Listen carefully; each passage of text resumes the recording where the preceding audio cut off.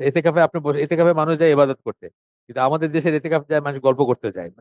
মানে খুব ওয়াইড গল্প গল্প গুজব হয় প্রত্যেকটা এতেকাফের রিপোর্ট পাই আমরা। ওয়ামা খালাকতুল জিন্না ওয়াল ইনসা ইল্লা লিয়াবুদুন, আপনাকে সৃষ্টি করা হয়েছে আল্লাহর ইবাদত করার জন্য, আপনাকে এবং জিনকে। যদি সেটা না করেন তাহলে আল্লাহর উপর হক আদায় হলো না, এবং যেন তেন ইবাদত করলে হবে না। শিরক কুফরি মুক্ত বেদাত মুক্ত ইবাদত করতে হবে। র্যান্ড কর্পোরেশনের যে রিকমেন্ডেশন আছে, সিভিল ডেমোক্রেটিক ইসলাম, এটা নিয়ে যেই বা সিভিল ডেমোক্রেটিক মুসলিম এরকম কোন একটা হেডিং এ ছিল, ওইখানে বলছে কি সারা দুনিয়াতে মডারেট মুসলিম যারা আছে তাদের লেখালেখি গুলাকে আরবিতে ট্রান্সলেট করে মিডল ইস্টে বিলি করা উচিত। তার ভিতর কার নাম আছে? তসলিমা নাসরিন একজন, ওর নামটা আছে। বিসমিল্লাহ ইন্নাল হামদুলিল্লাহ নাহমাদুহু ওয়া নাস্তাইনুহু ওয়া নাস্তাগফিরুহু ওয়া নাউযু বিল্লাহি মিন শুরুরি আনফুসিনা ওয়া মিন সাইয়্যাতি আমালিনা মান ইয়াহদিল্লাহু ফালা মুদিল্লা লাহু ওয়া মান ইউদ্লিল ফালা হাদিয়া লাহু ওয়া আশহাদু আল্লা ইলাহা ইল্লাল্লাহু ওয়াহদাহু লা শারীকা লাহু ওয়া আশহাদু আন্না মুহাম্মাদান আবদুহু ওয়া রাসূলুহু। আম্মা বা'দ ফাইন্না খায়রাল হাদিসি কিতাবুল্লাহ ওয়া খায়রাল হাদিয়ু মুহাম্মাদিন সাল্লাল্লাহু আলাইহি ওয়াসাল্লাম ওয়া শাররুল উমুরি মুহদাসাতুহা ওয়া কুল্লু মুহদাসাতিন বিদআহ ওয়া কুল্লু বিদআতিন দালালাহ ওয়া কুল্লু দালালাতিন ফিন-নার। আসসালামু আলাইকুম ওয়া রাহমাতুল্লাহি ওয়া বারাকাতুহু। 40 হাদিস অন পয়জনাস সোশ্যাল হ্যাবিটস, এই বইয়ের এখন যে চ্যাপ্টারটা আছে আমরা সেটা হচ্ছে রিলিজিয়াস এক্সট্রিমিজম, ধর্মীয় চরমপন্থা। এটা আমরা, চ্যাপ্টারটা বড়, এই জন্য আমরা একদিনে শেষ করতে পারি নাই। আমরা আজকের দিনে, মানে গত একদিন একটা আহ, হালকা হয়েছে, এটার উপর আরেকটা হবে, আজকে হলে ইনশাল্লাহ শেষ হয়ে যাবে। এটা 34তম চ্যাপ্টার এই বইয়ের। আহ, প্রত্যেকটা চ্যাপ্টার এক একটা বড় গুনাহ অথবা এক একটা খারাপ পয়জনাস হ্যাবিট, যেরকম বলছেন বিষাক্ত আচরণ, অভ্যাস, সামাজিক অভ্যাস, সেই সেন্সে প্রত্যেকটা চ্যাপ্টার এক একটা করে গুনাহ বা খারাপ কাজকে অ্যাড্রেস করছেন। এরকম 40টা চ্যাপ্টার আছে এই বইতে। আজকে আমরা 34তম অধ্যায়ে সেকেন্ড হালাকাটা করবো। 34তম চ্যাপ্টারের একটাতে শেষ হয় নাই, সেকেন্ডটা আজকে করবো। জাস্ট একটু মনে করায় দেওয়ার জন্য হাদিসটা একটু পিছনে, জাস্ট কোর হাদিসটা একবার পড়বো আমরা। আবু হুরায়রা রাদিয়াল্লাহু আনহুর বর্ণনায় রাসূল সাল্লাল্লাহু আলাইহি ওয়াসাল্লাম বলেন, বুখারীর হাদিস এটা, দিন সহজ, ভেরিলি রিলিজিয়ান ইজ ইজি, নিশ্চয়ই দিন সহজ। এটা একটা স্টাইল আর কি, ইন্না বলে শুরু করা একটা আরবি ভাষা, একটা স্টাইল। কোরআনে বহু আয়াত শুরু হয়েছে এভাবে, হাদিসও আসছে এভাবে, নিশ্চয়ই, ইন্না, অবশ্যই, ভেরিলি। দিন সহজ, religion is easy, everyone who overburdens himself in the religion, যে নিজের উপর বেশি বোঝা নেয় দিনে, অর্থাৎ প্রয়োজনের অতিরিক্ত বা বেশি বেশি করতে চায়। আপনি জানেন একটা গল্প আছে যে এক মহিলার আহ নামাজের স্থানে গিয়ে দেখছেন দড়ি লাগানো, উপর থেকে একটা দড়ি রাখা। কেন? যে মহিলা নামাজ, নফল নামাজ পড়েন, পড়তে পড়তে টায়ার্ড হয়ে গেলে ওই দড়ি ধরে উঠেন, মানে উঠার শক্তি থাকে না। আল্লাহ রসুল বলছেন যে সরায় দাও, এবং এইভাবে নামাজ পড়ার দরকার নেই। এটা আর কি, যেমন ধরেন নিজের উপর কষ্টটা বেশি নেওয়া, এবং এতে যেটা হয় যে একসময় আপনি ক্র্যাক করবেন, আপনি সেই আমলটা ধরে রাখতে পারবেন না, এবং শেষে দেখা গেল আপনার মানে আম ছালা দুইটাই যায়। অনেক সময় দিনই চলে যায় তার থেকে, বেশি কষ্ট করতে গিয়ে, বেশি বেশি কঠিন করতে গিয়ে। এই জন্য তো বলতেছেন যে যে কেউ যে নিজেকে, নিজের উপর বেশি বোঝা ই করে, everyone who overburdens himself in the religion, দিনের ব্যাপারে, ইট ওভারকামস, মানে তখন কি হয়, সে ফেল করে, সে সেটা ধরে রাখতে পারে না। ওভারকাম করা মানে বলতেছেন যে সে সেটা ফেল করে, and will not be able to, ব্যাকেটে বলতেছেন, কন্টিনিউ ইন দ্যাট ম্যানার, সে সেটা ধরে রাখতে পারবেন না। এই জন্য দেখবেন যে বেশি সিরিয়াস হয় যখন ইয়াং পোলাপান বিশেষ করে হয়, তাহাজুদ পড়তেছে, ফজর পড়তেছে, তারপর দেখা গেল তাহাজুদ অনেকক্ষণ ধরে পড়তেছে, কিন্তু পরে ঘুমায় পড়ছে, ফজরের নামাজ আর পড়তে যেতে পারলো না, মানে এই এই সেন্সটা আসে এখানে। So seek the straight path and come close to it, সরল পথ যেটা সেটা খোঁজো এবং সেটার কাছাকাছি আসো। And receive the good tidings that you will be rewarded, এবং আহ, সুসংবাদ নাও যে তোমাদেরকে সেই অনুযায়ী প্রতিফল দেওয়া হবে। And gain strength by worshipping in the mornings, the nights, এবং শক্তি সঞ্চয় করো কিভাবে? সকালে এবং রাতে, ইবাদতের মাধ্যমে। অর্থাৎ যেগুলো নর্মাল, যেগুলো যা করণীয় সেটা করো, এবং সরল পথের উপর থাকো, বাঁকা পথে যায় না। আপনারা জানেন যে ডেভিয়েন্ট যারা অথবা এক্সট্রিমিস্ট যারা, তারা কি হয়, তারা মেইন স্ট্রিম থেকে সরে যায়, সরল পথ থেকে সরে যায় তারা। এটা ছিল কোর হাদিস, আরো হাদিস ছিল আমরা পড়লাম না ওইটা, আরো এখানে শুরুতে আরো দুইটা হাদিস ছিল, আমরা একটা পড়লাম জাস্ট মনে করাই দেওয়ার জন্য গতদিন কি পড়ছিলাম আমরা। আমরা ফিরে যাই আমাদের আজকের যেটুকু বাকি আছে সেটুকুতে। উনি লাস্টলি কথা বলতেছিলেন অন্যান্য ইসের কথা, মানে অন্যান্য এক্সট্রিমিজম যে সবকিছুর ভিতরেই আছে সেটা বলতে গিয়ে বলতেছেন যে সারা দুনিয়ায় পোট্রে করা হয় যে মুসলমানরা হচ্ছে এক্সট্রিমিস্ট, মুসলমানরা চরমপন্থী, অথচ আহ মানে তুলনামূলকভাবে পৃথিবীতে যত মানে মাস মার্ডার বা বড় বড় ঘটনা ঘটছে সেগুলো সবই নন মুসলিমরা করছে, কিন্তু বা নন মুসলিমদেরই সেই হয়েছে, তুলনামূলকভাবে অনেক কম মুসলমানদেরই এটা। বা জেনোসাইড হয়েছে যেগুলো ধরেন রুয়ান্ডাতে একটা জেনোসাইড হলো না খুব বড়, হুটি তুতসি এই দুইটা উপজাতির ভিতরে গণহত্যা হয়েছে, বা হিটলার মুসলিম ছিল না, বা এই ধরনের আরো পাবেন আপনি। কিন্তু এটা হচ্ছে প্রোপাগান্ডা মেকানিজম, যে আপনি ব্লেমিং দ্য ভিকটিম একটা কথা আছে ইংরেজিতে, যারা ভিকটিম তাদেরকে আপনি দোষ দেন। ধরেন ওই রানা প্লাজা ধসে পড়লো, যারা মারা গেল আপনি তাদেরকে ব্লেম করতেছেন যে সবাই মিলে একসাথে এখানে ই হয়েছে কেন, অথবা একটা কিছু বলতেছে। এটা একটা স্টাইল আর কি, এটা ওয়েস্টার্ন এই কথাটা, মানে ইংলিশ ইসের কথা, ফ্রেজ। এবং এটার উপর বই আছে, এটার উপর লেকচার্স আছে, ইসলামী মানে আলেমদের লেকচার আছে, ব্লেমিং দ্য ভিকটিমস। মানে আপনি এমন ভাবে করেন যে ভিকটিমরাই, যারা যারা আসলে ভিকটিম, যারা নির্যাতনের শিকার বা যারা কোন একটা দুর্ঘটনায় যারা নির্যাতিত, মজলুম যারা, তাদেরকে আপনার ব্লেম করেন যে তাদের জন্য তো এরকম হয়েছে বা তারা এরকম। এটা একটা স্টাইল আর কি, যে প্রথমেই দোষটা তাদের ঘাড়ে চাপাই দিলেন যাতে যে অত্যাচারটা করলো তার ঘাড়ে এই দোষটা পড়বে না। তো এরকম জিনিস যে মুসলমানরা সবখানে নির্যাতিত নিগৃহীত। ইন্ডিয়া দেখেন আপনি কি অবস্থা, কল্পনা কল্পনা করা যায় না যে সভ্য, মানে এই একবিংশ শতাব্দীতে এইভাবে মানুষকে ডিসক্রিমিনেট করা হচ্ছে। এটা ইসরায়েল ছাড়া, ইসরায়েলের মানে ইসরায়েলের অধিকৃত জায়গাগুলো ছাড়া আর কোথাও আমি চিন্তা করতে পারি না। কিন্তু সেই ইন্ডিয়াতে কিন্তু তারা তাদেরকেই ব্লেম করতেছে। দেখেন আপনি বিজেপির যে লিডাররা যে সমস্ত বক্তৃতা দেয় সবসময় তাদেরকে ব্লেম করতেছে, সব সময় তাদেরকে ব্লেম করতেছে, মুসলমানদেরকে ব্লেম করতেছে, তাদেরকেই মানে মানে দোষটা তাদের আর কি, সোজা কথা। তো এইখানে এটা বলতে গিয়ে উনি অনেক গ্রুপের কথা বলছেন, ইন্টারেস্ট গ্রুপের কথা বলছেন, ধর্মের কথা বলছেন, ক্রিশ্চিয়ানিটির কথা বলছেন, জুডাইজমের কথা বলছেন, হিন্দুইজমের কথা অবশ্য বলেন না এখানে, কিন্তু সেটা হয়তো আগের ব্যাপার, এই জন্য আসে নাই তার লেখাতে। এটা তো এই বিজেপি গভর্নমেন্ট পাওয়ারে আসার আগের বই, 2013-তে যদিও এটারই আপনার কি বলে এটার এটার এই এডিশনটা, কিন্তু লেখা হয়েছে আরো আগে। আর বিজেপি সম্ভবত 2014 থেকে তারা পাওয়ারে ইন্ডিয়াতে। তো যাই হোক, তো এরকম গ্রুপগুলোর কথা বলছেন, যেমন ধরেন যারা নিজেদেরকে সেকুলার বলে, সেকুলাররা তাদের মতো করে যে এক্সট্রিমিস্ট, তারা যে অন্য কিছু টলারেট করে না, খুবই টলারেন্স লিমিটটা খুবই লো, বা খুবই কম টলারেন্সের আহ, মানে মার্জিনটা খুবই কম, সেগুলো নিয়ে আলাপ করছেন এখানে। এবং সেখানে আমরা শেষ করছিলাম, আজকে তারপর থেকে আমরা যাব realizing that Islam is the only alternative to the godless philosophies and mechanisms. এই পৃথিবীতে আসলে ঈশ্বরবিহীন যে সমস্ত ফিলোসফি বা দর্শন আছে এবং মেকানিজম আছে, যে সমস্ত জীবন ব্যবস্থা আছে বা রাষ্ট্রযন্ত্র আছে, বা আহ, যে যা ব্যবস্থা, বলতে মেকানিজম বলতে ব্যবস্থা বুঝিয়েছেন, secularists are becoming more and more hostile towards Islam and Muslim societies. সেকুলারিস্টরা বোঝে যে দিন বলতে, ধর্ম বলতে, রিলিজন, আল্লাহর সাথে সম্পর্ক বলতে একটা গোষ্ঠীরই আছে, সেই জন্য তারা মুসলিমদের উপর খুব হোস্টাইল। এটা কিন্তু খুব চিন্তার একটা পয়েন্ট। একটা বইয়ের কথা আমি বলি, আপনাদের যদি স্কোপ থাকে আপনারা পড়বেন ইনশাল্লাহ, এ হার্ট টার্নড ইস্ট। আগেও বলছি বইটার কথা আমি। অ্যাডাম লেবর বলে একজন ইহুদি সাংবাদিকের লেখা, ইউকেতে সেটেল উনি, হাঙ্গেরিয়ান বা বুলগেরিয়া, হাঙ্গেরিয়ান অরিজিনের এই ইহুদি। তো উনি বসনিয়ার যুদ্ধটাকে কভার করছিলেন ওই সময়, যখন বসনিয়া সার্বিয়া যুদ্ধ হলো না, তখন বসনিয়ানদেরকে যখন গণহত্যা করা হলো সেই সময়টা। এবং ওই সময়কার তখন উনি পড়াশোনা করছেন, অবজার্ভ করছেন, এবং মুসলমানরা যেভাবে নামাজ পড়ে, জাস্ট এইটা দেখে উনি বলছেন যে পৃথিবীতে আল্লাহকে স্মরণ করলে, স্বীকার করলে এবং বাস্তব বা রিয়েলিটি মনে করলে একমাত্র মুসলমানরাই মনে করে, মানে নামাজের ইটা দেখে বলছেন।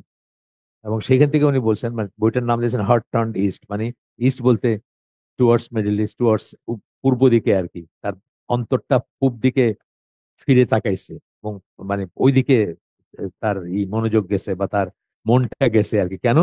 উনি দেখছেন যে উনি তো ইহুদি, ওনারাও এক ধরনের করে আল্লাহ বিশ্বাস করেন বা এক ধরনের করে তাদেরও প্রিচিং আছে, তাদেরও ধর্মকর্ম পালন আছে, কিন্তু উনি বলছেন যে বর্তমান পৃথিবীতে একমাত্র মুসলিমরাই মানে আল্লাহকে বাস্তব মনে করে, আল্লাহ যে রেলিভেন্ট এটা মনে করে। আসল কথা সেটা, সেকুলারিস্টরা বুঝে যে একমাত্র আমরাই এটা, আর বাকিদের কিছুতে কিছু আসে যায় না, কোনো সমস্যা নেই, বাকিদের কোনো কিছুতে কোনো সমস্যা নেই। এবং কালকেই যে হালাকাটা ছিল এটা বলতেছিলাম আমরা, যে বাকি মানে ইউরোপ বিশেষ করে যে তারা যে কিভাবে দিনকে বা ইসলামকে বা আল্লাহকে ইরিলেভেন্ট মনে করে বা হাসি ঠাট্টা করে বা ভিলিফাই করে, সেটা একটা উদাহরণ বলতেছিলাম এবারের প্যারিস অলিম্পিকের ওপেনিংটা। এটা নিয়ে কিন্তু অনেক সমালোচনা হয়েছে জানেন তো। এই ওপেনিং এ তারা এই যে এলজিবিটি কিছু মানুষজনদের দিয়ে এই করাইছে লাস্ট সাপার, মানে ওদের একটা ঈসা আলাহ সাল্লামের শেষ সাপার, শেষ খাওয়াটা ইসের সাথে ওই যে ওনার সঙ্গী সাথীদের নিয়ে, সেটা তো খুব একটা রিলিজিয়াস সিগনিফিকেন্স আছে। ওইটার দেখাইছে সব ক্যারেক্টার গুলো হলো, সব হলো এলজিবিটির এই মানে বেটা একটা দাঁড়িয়ালা কিন্তু ফ্রক পরা এরকম ব্যাপার স্যাপার আর কি। তো এটা নিয়ে বলতেছিলাম যে ওরাই বলতেছে, খ্রিস্টান খ্রিস্টান যারা একটু প্র্যাকটিসিং খ্রিস্টান তারা বলতেছে যে এটা খালি ইসলামের ব্যাপারে করে দেখতো কি হয়। তা তো করবে না, সফট টার্গেট চুজ করছে, ক্রিশ্চিয়ানিটি নিয়ে করতেছে হাসি ঠাট্টা, ওরাই বলতেছে কিন্তু। আমি আবার কালকে আমার ওয়াইফরে নিয়ে এটা বলার পরে আমার ওয়াইফকে দেখাইতেছিলাম যে কি বলছে তখনকার ওই অস্ট্রেলিয়ান স্কাই নিউজ না কি আছে, তারা বলতেছে যে এই জিনিসটা খালি ইসলামের ব্যাপারে করে দেখতো কি অবস্থা হয়, যুদ্ধ লেগে যেত আর কি। তো এই অ্যান্ড্রু টেট একটা বেটা আছে না, ওর একটা দেখছি আমি, ওই মুসলমান হওয়ার আগের বোধ হয় ওটা, যে আহ, মানে আমি যদি আমার গেঞ্জিতে লিখি জিসাস ওয়াজ গে, লেখা লন্ডনের রাস্তায় হাইটে বেড়াই, কোনো সমস্যা নাই। কিন্তু আমি যদি লিখি মোহাম্মদ ওয়াজ গে, আমি এই গলি পার হইতে পারবো না, তার আগে শেষ। বলছে যে যে যেটা বিশ্বাস করে he should stand for it, তখন সে মুসলমান হয় নাই। সে বলতেছে এটি এটাই সঠিক, যে আমি বিশ্বাসই করি যে রসুল আল্লাহর প্রেরিত রসুল এবং আল্লাহর পয়গম্বর নবী, তাহলে আমি এটা কেন এটা সহ্য করব? আমি যদি এতে বিশ্বাস করি, আমি যদি ইসলামে বিশ্বাস করি, আমি যদি আল্লাহ বিশ্বাস করি, আমি কেন সহ্য করব? তো তার কথাটা ছিল এটা যে stand up for their belief, তারা তাদের বিশ্বাসের জন্য দাঁড়ায় এবং সেটাকে প্রোটেক্ট করে। তো এই কথাটা একদম একটা জায়গায় না, 10টা চ্যানেলে দেখবেন আপনি ওই দিন আলোচনা হয়েছে, যেদিন মানে প্যারিস অলিম্পিকের ইনোগ্রেশন যেদিন হয়েছে, যে এই তারা কেন ক্রিশ্চিয়ানিটিকে বাইছে নিছে সফট টার্গেট, কারণ জানে যে কিছুই হবে না। কিন্তু এটা ইসলামের ব্যাপারে বলতো দেখতো আজকে কি হয়, সেটা তো আর করতে সাহস পায় না। কথা ঠিক।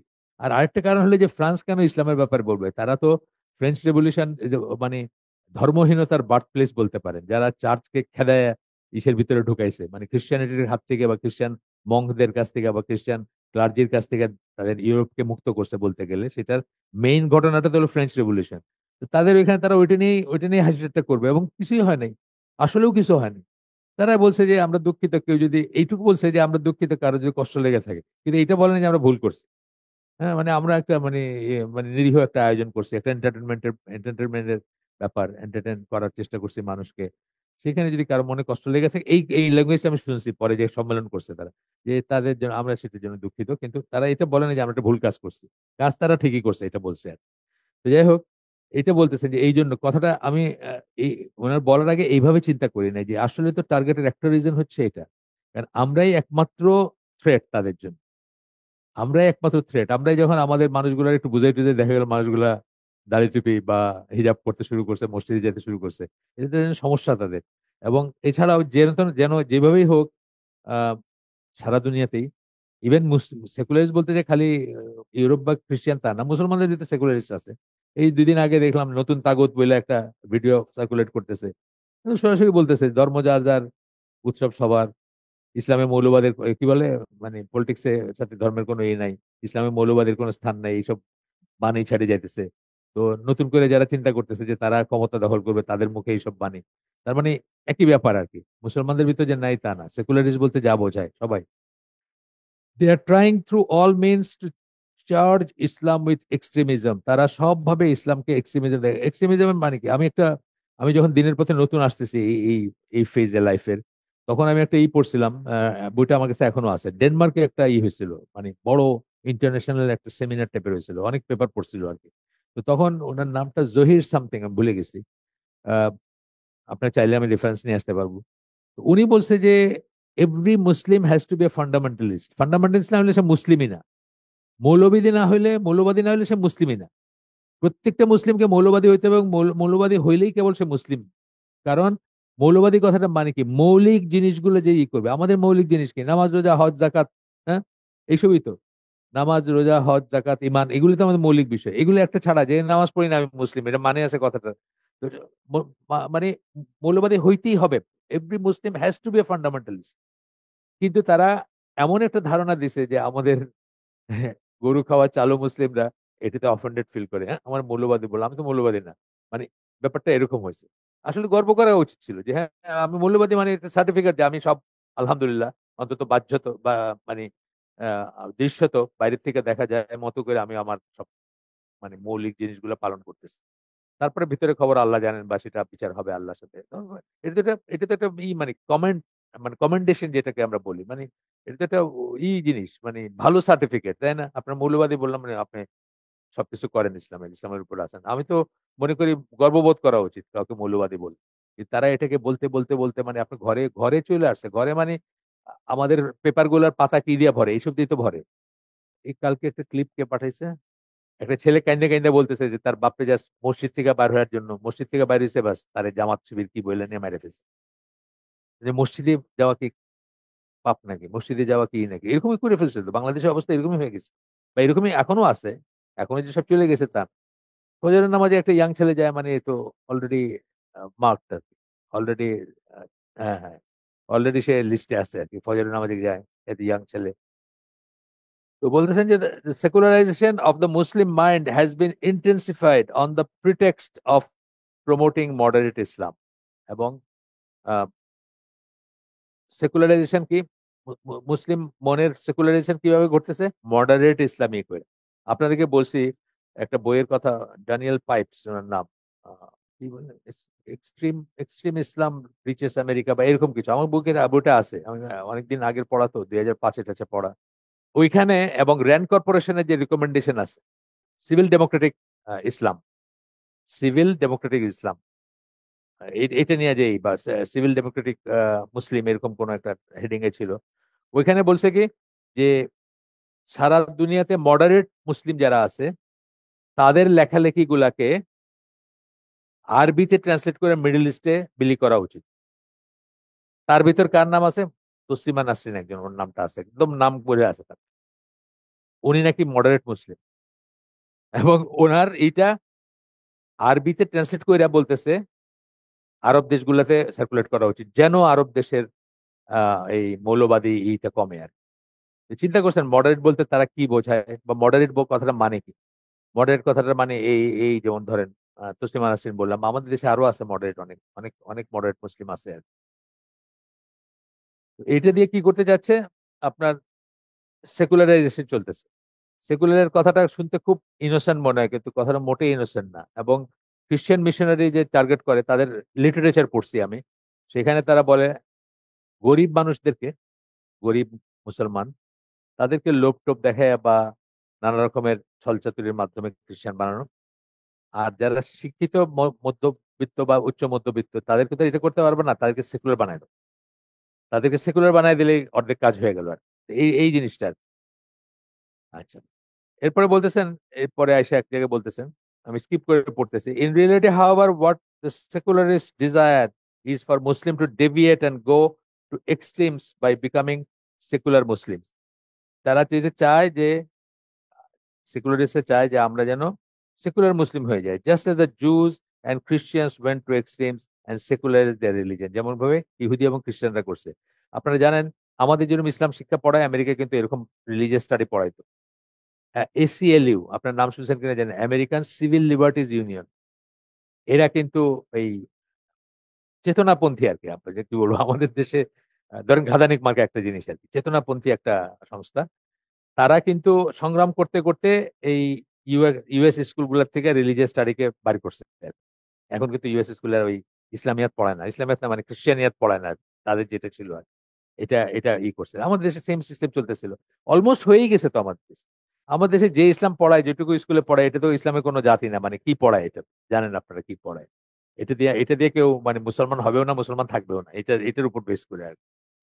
তো যাই হোক, এরপরে বলতেছেন সূরা নিসার 89 নম্বর আয়াত কোট করতেছেন এখানে, they wish you they wish you would disbelieve, তারা কামনা করে যে তোমরাও কুফর করবা, তোমরা অবিশ্বাসী হবা, অবিশ্বাস করবা। As they disbelieve so you would be alike, তারা যেভাবে অবিশ্বাস করছে তাদের দিনে, তাদের দিন থেকে সরে গেছে, তোমরাও তাদের মতো হবা। এটা তারা চায়। আল্লাহ সেই সময় বলেছেন আপনাকে, এখনো সেটা চলতেছে চেষ্টা। আহ আপনার একটা একটা ইস্যুর কথা আমি আগে বলছি আপনাদেরকে, যে উগান্ডায় জন্ম হয়েছে ইন্ডিয়ান অরিজিনের ইরশাদ মানজি, নাম শুনছেন কিনা জানি না, মানে পাড় ফেমিনিস্ট আর কি, প্রচন্ড মানে খুব কঠিন ফেমিনিস্ট। তো সে একটা জায়গায় এই ইসলামের উপরে লেকচার দিতেছে, তো বলতেছে 700 অডিয়েন্স আছে, তার ভিতরে একজন মুসলিম আর 699 জন হচ্ছে জু। মানে বলতেছে এরশাদ মানজি খালি নাম কাওয়াস্তে মুসলিম, আর সবাই হলো ইহুদি আর কি। মানে তারা তাকে প্যাট্রোনাইজ করছে, তারা তাকে স্পন্সর করে। কারণ কি, সে এমন কথা বলতেছে যেগুলো যদি ফলোয়ার্সে ই করতে পারে, জোগাড় করতে পারে, তাহলে ইসলাম শেষ হয়ে যাবে আর কি। তো যাই হোক, এই সম্বন্ধে লেখছে হলো একজন খ্রিস্টানের লেখা থেকে আমি পড়ছি এটা। এই ওনার সম্বন্ধে লেখছে যে, আপনারা অনেকে তো তার নাম জানেন, খুব ফেমাস উনি। এখন কানাডায় ছিলেন, এখন কোথায় আছেন জানি না।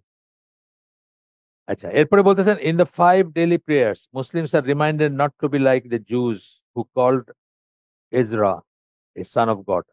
পাঁচ পাঁচবার আমাদের সালাতের ভিতরে আমরা আমাদেরকে আমাদেরকে মনে করায় দেওয়া হয়, আমরা যেন ইহুদিদের মতো না হই, যারা উজায়েরকে তাদের আল্লাহর সন্তান বলে, আল্লাহর ছেলে বলে ই করছিল, অথবা খ্রিস্টানদের মতো যেন না হই, যারা ঈসা আলাইহিস সালামকে আল্লাহর ছেলে বলছিল। এটা কোথায় বলি আমরা? গায়রুল মাগদুবি আলাইহিম ওয়ালাদ-দাল্লিন। আপনারা জানেন, এটা আমাদের বয়সকালে জানা তাফসীর। আমরা ছোটবেলায় কখনো শুনি নাই যে সূরা ফাতিহার এই আয়াতটার মানে হচ্ছে যে যাদের উপর আল্লাহর ক্রোধ আপতিত হয়েছে তারা কারা? ইহুদি। আর যারা হচ্ছে যারা পথভ্রষ্ট তারা কারা? তারা খ্রিস্টানরা। এই দুই জায়গাতে যে দুই ইসের মতো আমরা তাদের কাছ থেকে চাই, আল্লাহর কাছে তাদের তাদের মতো হইতে চাই না। মানে তাদের মতো না হওয়া হওয়া থেকে মুক্তি চাই আমরা আল্লাহর কাছে। 70 টাইমস এ ডে, 17 বার অন্তত একদিনে আমরা এটা সূরা ফাতিহাই করি। সেই অংশটা দিয়ে দিছেন। আহ, যে লাস্ট লাস্ট এটা বা এই কথাগুলো দিয়েছেন যেখানে। তারপরে বলতেছেন আহ, এই সূরা হাদিদ 27 নম্বর আয়াত কোট করতেছেন এখানে। ও মানে নবীদের একের পর এক নবী পাঠাইছেন, যেটা সেটা বলছেন। তারপরে ঈসা আলাইহিস সালামকে পাঠানোর কথা বলতেছেন, তাকে পাঠাইছেন, the son of Mary, and we bestowed on him gospel, তাকে ইঞ্জিল, তার উপর ইঞ্জিল, তাকে ইঞ্জিল দিয়েছেন আল্লাহ। We ordained in the hearts of those who followed him compassion and mercy, তারা যারা তাকে আহ, অনুসরণ করছে তাদের অন্তরে সহমর্মিতা, মায়া এবং করুণা, দয়া এসব দিছেন। But the monasticism which they invented for themselves we did not prescribe for them, কিন্তু সন্ন্যাস বা বৈরাগ্য যেটা তারা নিজেদের জন্য আবিষ্কার করছে, আমরা সেটা বলিনি, আল্লাহ বলতেছেন। মানে আল্লাহ সন্ন্যাস চান না, আল্লাহ বৈরাগ্য চান না। বৈরাগ্য এবং সন্ন্যাস কি? Religious extremism. আপনি একটা এক্সট্রিমে চলে গেলেন, এখনো ছিল, এখনো তাই, আগেও তাই ছিল। তারপরে বলতেছেন যে we commanded only the seeking for good pleasure of Allah. আল্লাহকে যা কিছু করে সেটার জন্য আমরা তাদেরকে কমান্ড করছি, আল্লাহর সন্তুষ্টির জন্য। আল্লাহ যাদের সন্তুষ্ট হন সেটা যেন তারা খোঁজ করে, সেটার জন্য তাদেরকে আমরা আদেশ করছি। But that they did not foster as they should have done, কিন্তু তারা সেটা করে নাই যেভাবে তারা তার করার কথা ছিল বা করা উচিত ছিল। Yet we bestowed on those among them who believe their due reward, কিন্তু তাদের ভিতর যারা বিশ্বাস করছে বা সঠিক কাজটা করছে তাদেরকে আহ, তাদের প্রাপ্য যেটা সেটা আমরা দিছি, মানে আজর বা সওয়াব যেটা সেটা দিছি। But many of them are rebellious transgressor, but অনেকেই হচ্ছে বিদ্রোহী এবং সীমা লঙ্ঘনকারী। আমরা আগে বলছি আপনাদেরকে যে 650 পৃষ্ঠার একটা বই আমরা পড়ছি এই সাবজেক্টের উপরে, ওইটা ডিফারেন্ট অ্যাপ্রোচে লেখা বই। ওই বইটাতে যারা আপনি ছিলেন না ওই সময়, আসতেন, ওই বইটাতে যেভাবে রিলিজিয়াস এক্সট্রিমিজমের কথা বলতে গিয়ে, ওইটা বইটার নাম হচ্ছে আল গুলু ফিদ্দিন। আহ, এটা ওই মানে religious extremism in the lives of contemporary Muslims বইটার নাম। ওই লেকচার গুলো এখনো আছে, হয়তো সব নাই, দু চারটা মিসিং হতে পারে।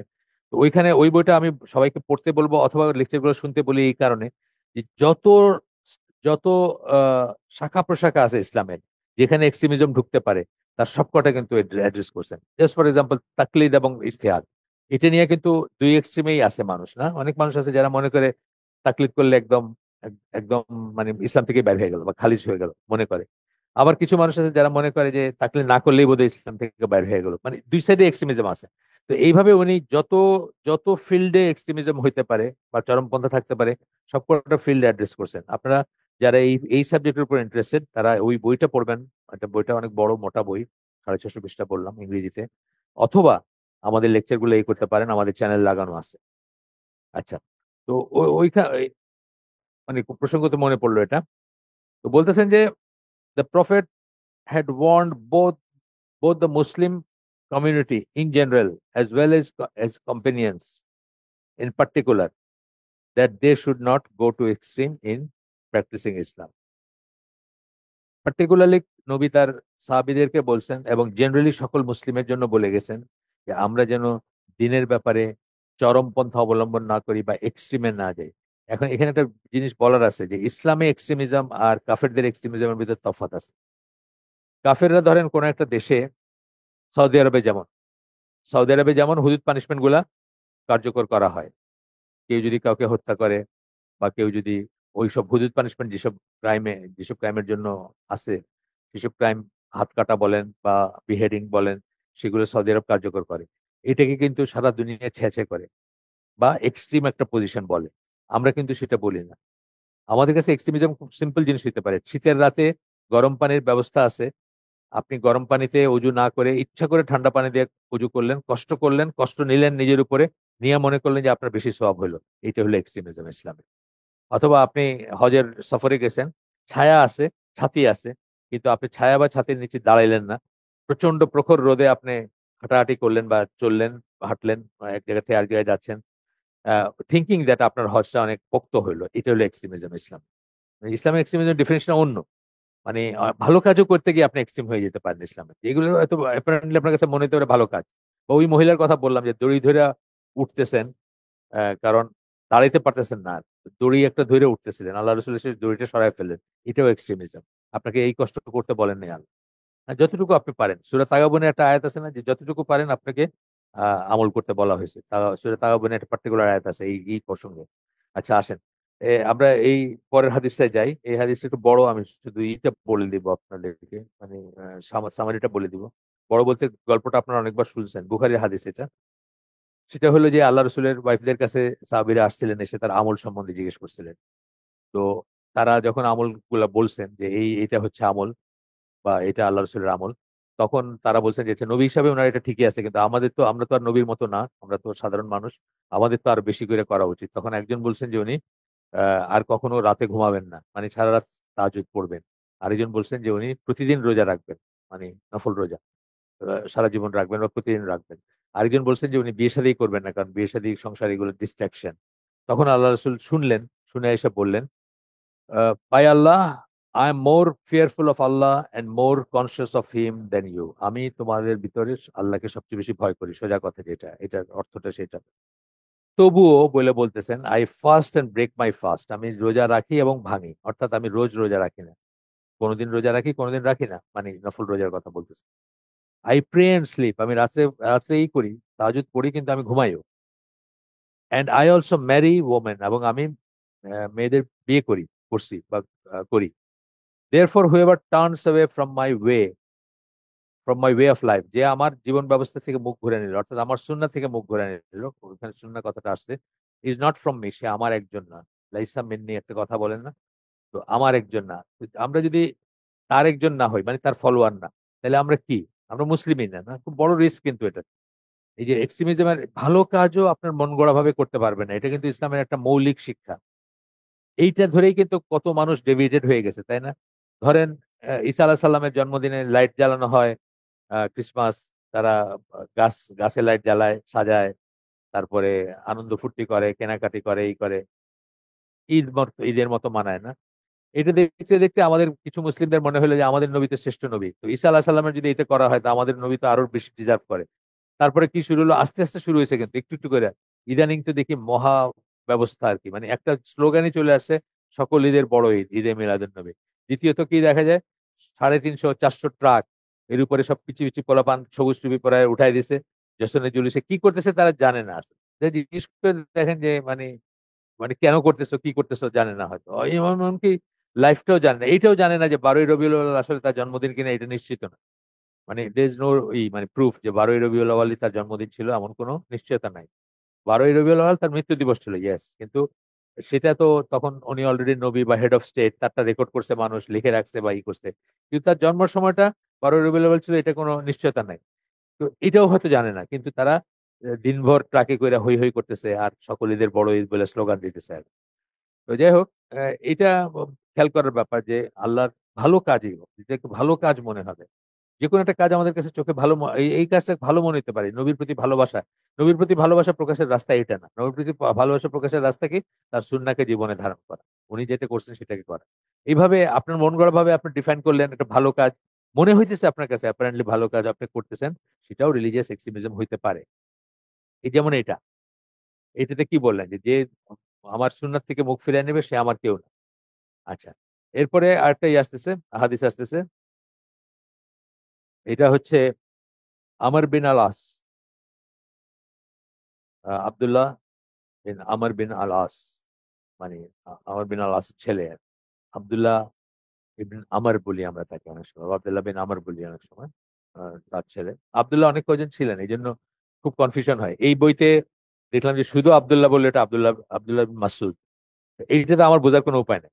আমাকে আবার ইংলিশ তো এগুলো সব ইংলিশ লিটারেচার গুলা ম্যাক্সিমাম, তো আমাকে আবার খুঁজে বাইর করতেছে যে কোন আব্দুল্লাহ হাদিস। কারণ আব্দুল্লাহ তো এনাফ না, অনেক কয়জন আব্দুল্লাহ ছিলেন। আচ্ছা। তো এখানে যে হাদিসটা সেটাতে বলতেছেন যে আহ,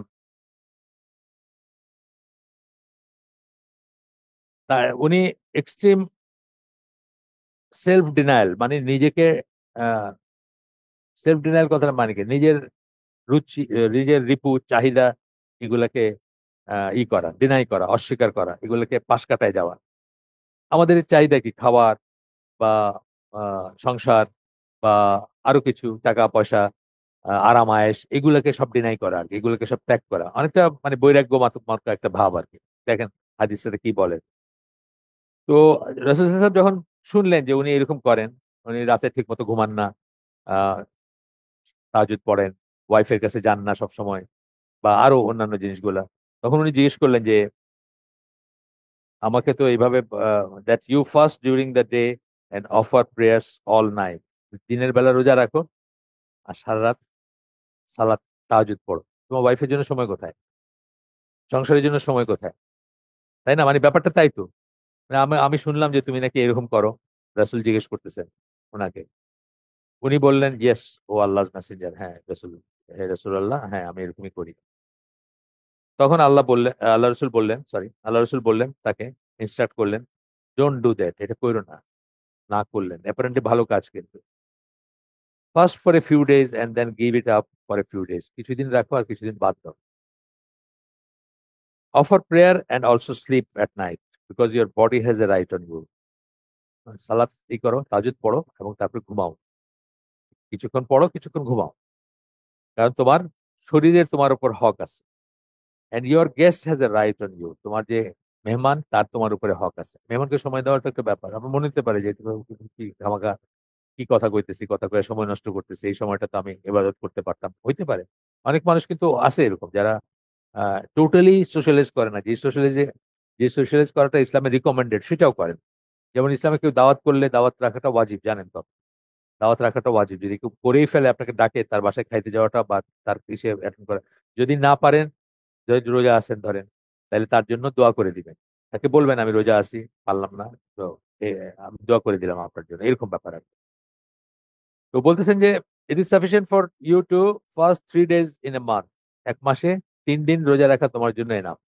এটা একটা দলিল যে, এটা একটা দলিল বা এই ধরনের আরো হাদিস আছে যেখান থেকে আমি কয়দিন আগেই পড়লাম যে কেউ যদি আয়াম বীজ নাও রাখেন তাহলেও আশা করা যায় আল্লাহ তাকে সেই সব দিবেন, এই হাদিসের কিসে, যেখানে আল্লাহ রসুল কিন্তু নির্দিষ্ট করেন নাই যে কোন 3 দিন।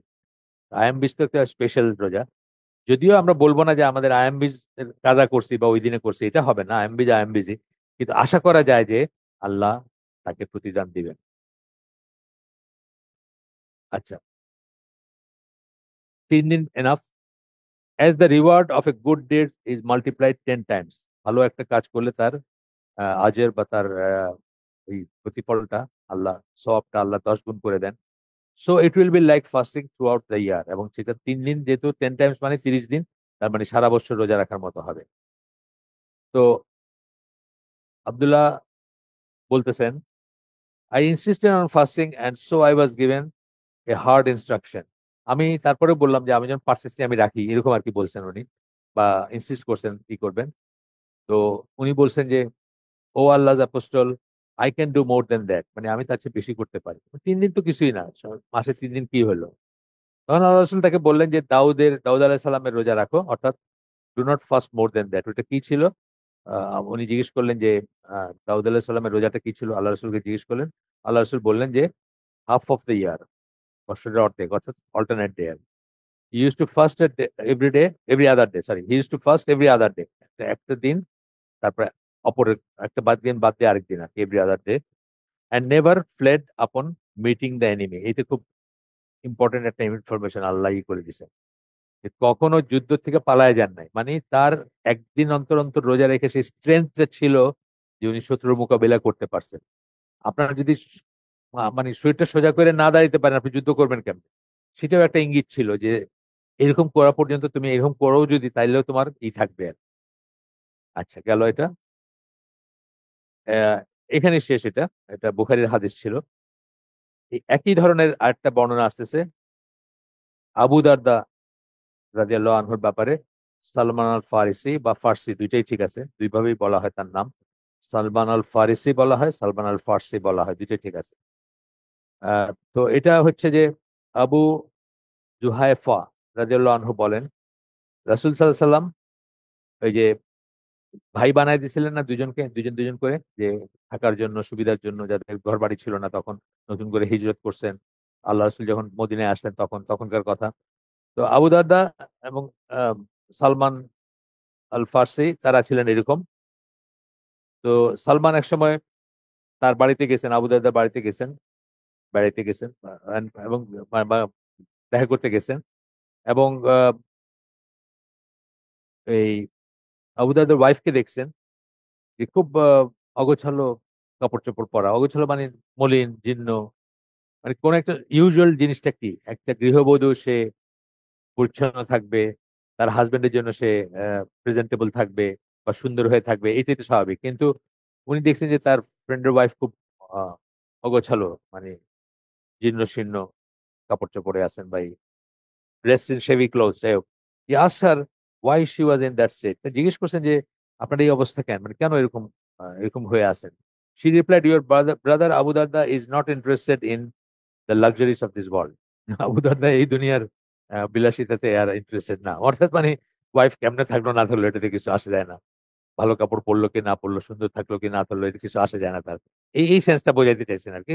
ওরা তো আর ওরকম ভাবে কথা বলতেন না, মানে এইটুকু সাফিসিয়েন্ট আর কি বোঝার জন্য। তো এর ভিতর আবু দারদা আসছেন এবং সালমানের জন্য একটা খাবার রেডি করছেন। সালমানকে বলছেন, সালমান আল ফার্সি রাদিয়াল্লাহু আনহুকে বলছেন যে খাও, আমি আমি রোজা রাখতেছি, তুমি খাও, আমি রোজা রাখতেছি, মানে আমি রোজা আসছি আর কি। সালমান খান বলছেন, I am not going to eat unless you eat, মানে নফল রোজা, তো নফল রোজা ভাঙা যায়, কিন্তু এই রিকোয়েস্টও ভাঙা যায়, কোনো সমস্যা নাই। তো I am not going to eat unless you eat, আমি খাবো না যদি তুমি না খাও। সো আবু দারদা এট, তখন আবু দারদা রোজা ভাঙছেন, ভেঙে ফ্রেন্ডের সাথে খাইছেন, ভাইয়ের সাথে খাইছেন। At night Abu Darda got up for the night prayer. রাত্রে ওই বাড়িতে ছিলেন সালমান, তো দেখতেছে যে রাত্রে উনি উঠে গেছেন তাহাজ্জুদের জন্য। সালমান তখন তাকে বলছেন, স্লিপ, মানে ঘুমাও, এখনই উঠে না, ঘুমাও। অ্যান্ড হি স্লেপ, তখন উনি শুয়ে ঘুমাইছেন। Again Abu Darda got up for the prayer. আবার কিছুক্ষণ পরে উসফুস করে উঠছেন। যারা এই অভ্যাস তারা পারে না, কিন্তু আমার এইসব এক্সপিরিয়েন্স আছে, মানে আমার আরেকজনের ব্যাপারে আছে আর কি। যাই হোক, তাহলে দেখা গেল যে আবার বলতেছেন যে ঘুমাও, আবার বলছেন ঘুমাও। তো towards the last part of night, আবার উনি উনি ঘুমাইতে গেছেন আর কি। যাই হোক, towards the last part of night, শেষের দিকে, রাতের শেষের অংশের দিকে, তো Salman said to him, get up now for the prayer. Thus both of them offered their prayers. তখন বলছে যে আচ্ছা এখন উঠো তাহাজ্জুদের জন্য বা সালাতের জন্য। দুইজনেই তখন সালাত আদায় করছেন। দেন সালমান said to আবু দারদা, তারপরে সালমান আবু দারদাকে বললেন, your lord has a right on you. তোমার রবের তোমার উপর হক আছে। your soul has a right on you. তোমার নফসের তোমার উপরে হক আছে। এটা নিয়ে একটু কথা বলবো আমি সামান্য। and your family has a right on you. এবং তোমার পরিবারের তোমার উপর একটা হক আছে। you should dispense the rights of all those who have a right on you. যার যার হক আছে তোমার উপরে তাদের সবার হক তোমার আদায় করা উচিত। এটা আমরা আপনারা জানেন যে আমরা কোনো একটা কমিউনিটিতে প্রথম গেলে সেখানে একটা হালাকা করি, যে হালাকাটা টাইটেল হচ্ছে guard yourself and your family. নিজেকে এবং নিজের পরিবারকে সুরক্ষা করো। সব কমিউনিটিতে আমরা প্রথম হালাকা এটা করি যখন প্রথম যাই। এবারেও আমরা গেছি এই যে ফেনীতে একটা মসজিদে, তারপরে আপনার মোরললেস এটা এক্স্যাক্টলি হয়তো একটু 19-20 হয়। ফেনীতে, লক্ষ্মীপুরে, তারপর ছাগলনাইয়া, 3টে জায়গায় গেছিলাম আমি। 3টে জায়গায় আমি মোটামুটি এটা এক জায়গায় চিন্তা করছিলাম অন্য কিছু বলবো, কিন্তু পরে তারা যে রিকোয়েস্ট করছেন দেখলেন যে এইটাই সবচেয়ে বেশি রিলেভেন্ট হয়, বা এটাকে একটু মানে চেঞ্জ করে বা একটু অন্যরকম করে বলছি আমরা। তো ওইটাতে বলা আছে যে what it means to live a life of a Muslim. একজন মুসলিমের জীবনযাপন বলতে কি বোঝায়। তখন উনি বলছেন যে যে ওইটা একটা জুমার খুতবা। যে স্কলার বলছেন উনি বলছেন যে 3টে জিনিস নিয়ে চিন্তা করবেন আপনি। আপনার উপর আল্লাহর হক কি, সেটা আপনি আদায় করতেছেন কিনা। আপনার উপর আল্লাহর হক কি, শিরক মুক্ত ভাবে তার ইবাদত করা। ইবাদত করলেন না, কোনো শিরক নাই আপনার ভিতরে, কিন্তু ইবাদত করলেন না, হবে হবে না। কারণ আপনাকে ওয়ামা খালাকতুল জিন্না ওয়াল ইনসা ইল্লা লিয়াবুদুন, আপনাকে সৃষ্টি করা হয়েছে আল্লাহর ইবাদত করার জন্য, আপনাকে এবং জিনকে। যদি সেটা না করেন তাহলে আল্লাহর উপর হক আদায় হলো না, এবং যেন তেন ইবাদত করলে হবে না। শিরক কুফরি মুক্ত, বেদাত মুক্ত ইবাদত করতে হবে, তাই না? গেল একটা। 2 নম্বরটা হচ্ছে আপনার উপর আপনার হক কি। এটা কিন্তু অনেক বড় একটা জিনিস, এটা আমি আগে কোনোদিন চিন্তা করি নাই। ওই আর্টিকেলটা পড়ার পর আমি চিন্তা করলাম এইটা কেন বললেন, বা এটাতে কি বোঝাতে চাইছেন। যে আপনি আপনাকে হত্যা করবেন না, হত্যা খালি আত্মহত্যা করলে হয় তা না। আপনি সিগারেট খান, আপনি ইয়াবা, আপনি ফেন্সিডিল করেন, আপনি সারের জায়গায় থাকেন, সারের জায়গায় ফেসবুক চালান, দিনে 11টার সময় উঠেন, আপনি 20 বছর বয়সে কুজা হয়ে গেছেন, সোজা হয়ে হাঁটতে পারেন না। এই সবই হচ্ছে আপনার উপর আপনার নিজের হককে আপনি আদায় করেন নাই, বরং আপনি আপনার নিজেকে হত্যা করছেন, ক্ষয় করছেন, নষ্ট করছেন, অপচয় করছেন, ধ্বংস করছেন। আরেকটা হইলো আপনার উপর অন্যের পরিবেশ প্রতিবেশের হক কি। এখানে এখানে টার্মটা কি বলছেন, এখানে টার্মটা বলছেন your family has a right on you. এই পরিবেশ প্রতিবেশের ভিতর ফ্যামিলিও আসবে, মানে আপনি ছাড়া আপনার চারিদিকে যা আছে সেটা পরিবেশও হইতে পারে, সেটা মানুষও হইতে পারে, তাদের হক কি।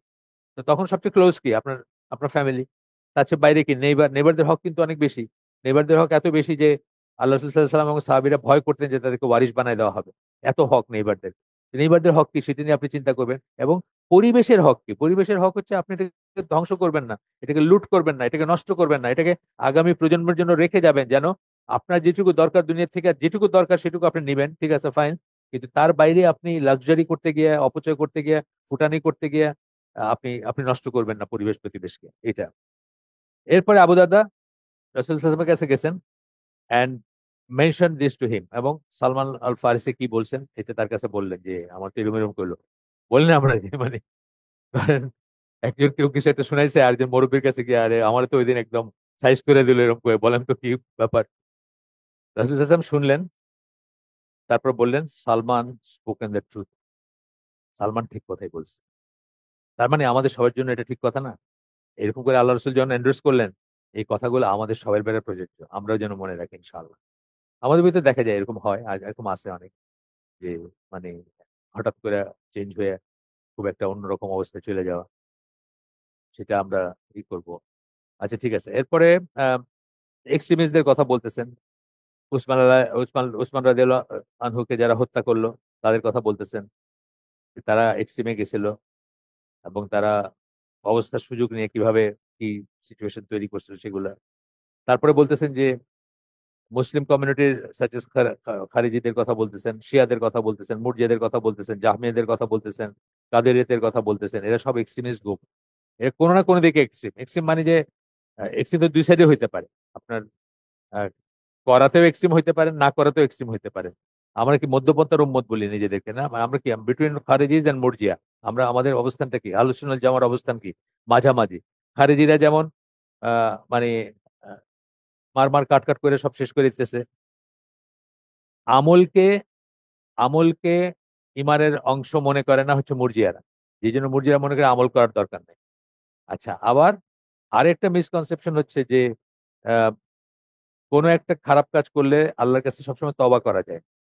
তওবা তওবার দরজা বন্ধ হবে না যতক্ষণ পর্যন্ত সূর্য পশ্চিম দিকে না ওঠে, অথবা আপনার জন্য যতক্ষণ পর্যন্ত আপনার মৃত্যুর ফেরেশতা না দেখেন ততক্ষণ পর্যন্ত তওবার স্কোপ আছে। এই জিনিসটা খারেজিরা রিয়েলাইজ করে না, যে জন্য যে কোনো একটা কিছুতে তারা কথায় কথায় কবিরা গুনাহ করলেই মানুষকে কাফের বলে, কবিরা গুনাহ করলেই তাকে চিরজাহান্নামী বলে ডিক্লেয়ার করে। এর পিছনে আমরা পড়ছিলাম, মনে আছে নাকি কারো, ওই যে increase and causes behind increase and decrease of ইমান, ওখানে একটা কথা বলছিল যে এই দুই গ্রুপই কিন্তু ইমান বাড়ে এবং কমে এই জিনিসটা বিশ্বাস করে। তারা মনে করে ইমান হয় আছে নয় নাই। ইমানের ভিতরে যে আবার বাড়া কমা থাকতে পারে, একদিন আপনার ইমান ধরেন 99% আছে, 1% কম আছে, আরেকদিন আপনার ইমান 1% আছে, 99% কম আছে। এই যে বিশাল রেঞ্জের ভিতর বাড়ে কমে, এই দুই গ্রুপই কিন্তু সেটা বিশ্বাস করতো না। এই জন্য খারেজিরা মনে করতো যে সামান্য একটা ভুল করা মানে আপনি ইমান থেকে বাইরে গেছে। আর ওরা মনে করতো যে যাই করেন না কেন ইমান কনস্ট্যান্ট আপনার আছে। দুইটার কোনোটাই ঠিক না আর কি। যদি এই কনসেপ্টটা এই কনসেপ্টটা রাখতো মানুষ, এটা কিন্তু আলোচনা যেমন একটা ইমান সম্বন্ধে একটা মানে প্রধান বিচার্য বিষয় বা প্রধান মানে আহ, ধর্তব্য বিষয় যে আমাদের সকলের ইমান বাড়ে এবং কমে। সুতরাং আমরা নিজেদের ইমানকে গেজ করব, পরীক্ষা করব, মাপ নিব বা খোঁজ নিব, ইমানের হিসাবে বসবো যে আমি কতটুকু ইমান আছে, কতটুকু ইমানের উপর আছে, আমারটা বাড়ছে না কমছে, কালকে যা ছিল আজকে কি বেটার নাকি আজকে আরো খারাপ হয়েছে। এগুলো আমাদের সবাই করা উচিত। তখনই করবেন যখন আপনার মাথায় থাকবে যে ইমান বাড়ে এবং কমে। কিন্তু আপনি যদি ধরে নেন যে ইমান কনস্ট্যান্ট, একবার একবার ইমান আনছে আর কোনো সমস্যা নেই, তাইলে আপনার মাথায় মানে কোনোদিন এই জিনিসগুলো আসবে না। যাই হোক, এই সমস্ত গ্রুপগুলোর কথা বললেন, এই সমস্ত গ্রুপগুলা ইসলামের কি ক্ষতি করছে সেসব বলতেছেন, যে ইসলামিস্ট গ্রুপ তারা আহ, মানে অনেক করছে, এখনো করতেছে, এখনো চলতেছে। This was just as the prophet had warn in narration. এখন একটা আমরা পড়বো, একটা একটা হাদিস পড়বো। এই হাদিসটা হচ্ছে তিরমিজির হাদিস। ইরবাদ রাদিয়াল্লাহু আনহু, এনার নামটা আমি এই বইতে প্রথম শুনলাম, আপনারা হয়তো জানেন। আইন দিয়ে আর কি, ইরবাদ। আহ, তো আমি দেখলাম যে আমার পরিবারের সবাই জানে আর কি, আমি জানি না আর কি। যখন ঘরে আলোচনা করলাম তারা সবাই জানে। আমি কিন্তু এই বই পড়ে প্রথম শুনছি। আচ্ছা, indeed the one who lives long will see great controversies. যারা অনেকদিন বেঁচে থাকবে তারা অনেক বৈপরীত্য দেখবে। কন্ট্রোভার্সি মানে কি? বৈপরীত্য, অনেক ধরনের ফিতনা, অনেক ধরনের বিভাজন দেখবে। Therefore upon you is the following of my sunnah and the sunnah of the rightly guided caliphs. তোমাদের জন্য ওয়াজিব বা করণীয় হচ্ছে আমার সুন্নাহ এবং আমার খুলাফায়ে রাশিদিনের সুন্নাহকে আঁকড়ে থাকা। হোল্ড আনটু দ্য ওয়ে স্টাবনলি, সেটাকে শক্তভাবে ধরে রাখবা, আমার সুন্নাহ এবং খোলাফায়ে রাশিদিনের সুন্নাহ। বিওয়্যার অফ নিউলি ইনোভেটেড ম্যাটার্স, নতুন ভাবে উদ্ভাবিত যে দিনের ভিতর যে জিনিসগুলো সেগুলোর ব্যাপারে সাবধান থাকবা, সাবধান থাকবা। For verily every innovated matter in religion is a heresy and every heresy is a misguidance. প্রত্যেকটা হচ্ছে উৎপত, যেটাকে বলি উৎপতগামিতা বলি আমরা, হেরেসি এবং বা বিদাত বলি, এবং প্রত্যেকটা বিদাত হচ্ছে কুল্লা বিদাতিন দালালা কুল্লা দালাতিন ফিন্নার। আমরা পড়লাম না আজকে, সবসময় খুতবাতুল হাজায় পড়ি। সেই কথাগুলো আরেকভাবে বললেন আল্লাহ রসুল সাল্লাল্লাহু আলাইহি সাল্লাম। এরপরে আরেকটা বর্ণনা আসতেছে, শাকিক রাদিয়াল্লাহু আনহু উনি বলেন, I hard Huzaifa saying, Huzaifa রাদিয়াল্লাহু আনহুকে বলতে শুনছেন, আর ওনারা বসেছিলেন ওমর রাদিয়াল্লাহু আনহুর সাথে।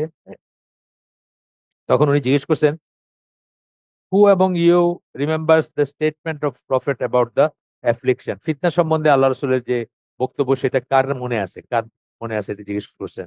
হুদাফা Hudhaifa answered, the affliction of a man in his family, his property, his children, his neighbourhood are expiated by his prayers. একটা মানুষের পরিবারের ফিতনা, সম্পত্তি নিয়ে ফিতনা, সন্তান নিয়ে ফিতনা, প্রতিবেশীদের নিয়ে ফিতনা, এইগুলা কাফারা হয়ে যায় যখন 5 বার ডেইলি প্রেয়ার, 5বারের সালাতের মাধ্যমে হয়ে যায়, জাকাতের মাধ্যমে হয়, এবং সৎ কাজে আদেশ, মন্দ কাজে নিষেধ করার মাধ্যমে এগুলার কাফারা হয়ে যায়।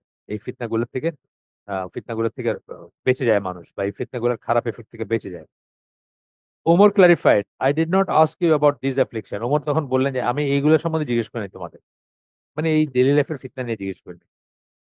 Rather I meant those which will move like the waves of the sea, মানে সমুদ্রের ঢেউয়ের মতো যে আসবে ফিতনা, সেগুলোর কথা বলছি। অর্থাৎ সর্বজন ব্যাপী, সর্বজন গ্রাসী যেগুলো আসবে, সবাইয়ের উপরে যেগুলোর এফেক্ট থাকবে, সেগুলো নিয়ে আমি জিজ্ঞেস করছি। হুযায়ফা রাদিয়াল্লাহু আনহু বললেন, don't worry about it O chief of the believers, হে আমিরুল মুমিনিন, এটা নিয়ে আপনি চিন্তা করেন না। For there is a close door between you and them, আপনার এবং ফিতনার ভিতরে একটা বন্ধ দরজা আছে। মিনিং, আপনি থাকা অবস্থায় এই ফিতনা আসবে না, আপনার এটা নিয়ে চিন্তা করার দরকার। Omar said, will that door be broken or open, সেই দরজা কি ভেঙে যাবে বা খুলে যাবে যে দরজাটা বন্ধ আছে? হুযায়ফা বললেন, ইট উইল বি ব্রোকেন।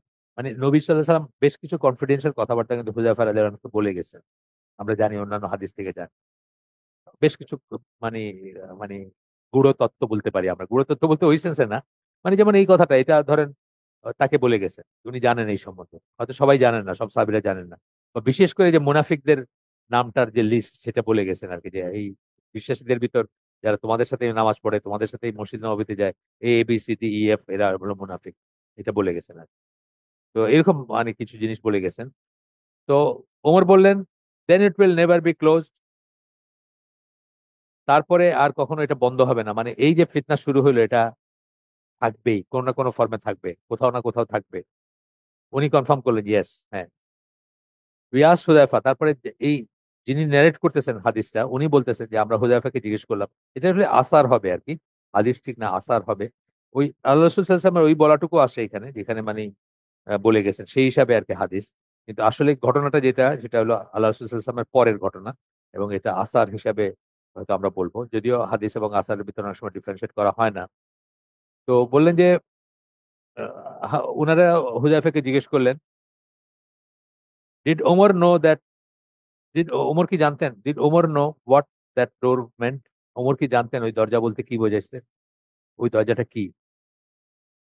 হুযায়ফা রাদিয়াল্লাহু আনহু বললেন, yes, just as I know that there will be night before tomorrow morning. হ্যাঁ, নিশ্চিতভাবে ওমর জানতেন ওইটা কি। যে মানে তার মৃত্যুই হচ্ছে সেই দরজাটা। এবং যেভাবে আমি আজকে রাতের মানে আজকের ইসের আ আ রাত, মানে কালকে সকালের আগে আজকে রাত হবে। There will be night before tomorrow morning. কালকে সকালের আগে যে একটা রাত হবে, সেটা যেমন সত্য আমি জানি, সেরকমই উনি জানতেন। This is because I narrated to him a true narration free from errors. আমি তার কাছে একটা narration, একটা হাদিস বর্ণনা করছি যেটাতে কোনো ভুল ছিল না। We dared not ask Hudhaifa as to whom the door represented. So we ordered Masruq to ask him about what the door stands for. এরপরেও উনাদের ছিল। এরপরেও উনাদের সংশয় ছিল যে এই দরজা কি আসলে ওমরকেই বোঝানো হয়েছে কিনা। তখন নিজেরা জিজ্ঞেস না করে আরেকজনকে দিয়ে জিজ্ঞেস করাইছেন আরকি। তখন হুযায়ফা রাদিয়াল্লাহু আনহু উত্তর দিছেন, ইট মেন্ট ওমর। এই দরজাটা হচ্ছে ওমর রাদিয়াল্লাহু আনহু হিমসেলফ। মানে উনার মৃত্যুর সাথে, সাথে দরজাটা খুলে যাবে আরকি। এটা হচ্ছে বুখারী, মুসলিম এবং তিরমিজিরই। এটা এই হাদিসের মোরালটা কি? যে সুন্নাহটা আঁকড়ে রাখা। সুন্নাহটা আঁকড়ে ধরা।